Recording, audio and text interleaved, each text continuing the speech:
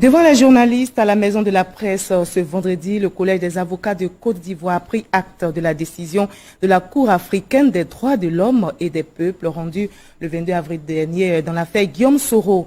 Dans cette décision, la Cour africaine demande à la Côte d'Ivoire de surseoir à l'exécution du mandat d'arrêt émis à l'encontre de l'ancien président de l'Assemblée nationale et de suspendre les mandats de dépôt décernés à l'encontre également de 18 autres personnes et de les mettre en liberté. Ces mesures sont provisoires selon la Cour, dont la décision sur le fond est toujours attendue. Gabriel Zani nous en dit plus.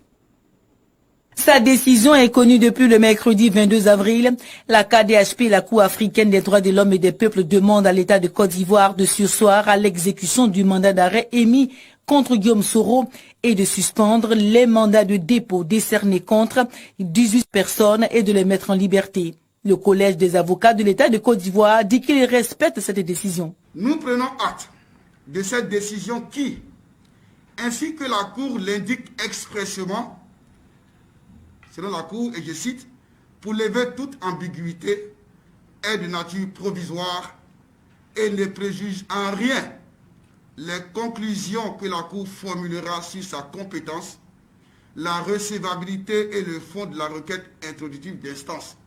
La décision de la Cour africaine est provisoire. Il reste maintenant qu'elle se prononce sur le fond de cette affaire dans laquelle Guillaume Soro et 18 autres personnes ont été inculpées pour tentative de déstabilisation et de détournement de deniers publics en mars dernier. Mais cette décision de la KDHP pose un problème juridique dans sa mise en application. Le parquet décidait de saisir le juge, que le juge accède à la requête du parquet, de lever mandat.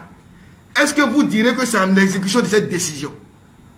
Parce que le problème, si aujourd'hui on levait le mandat de dépôt contre des personnes, est-ce que ce serait en exécution de cette décision?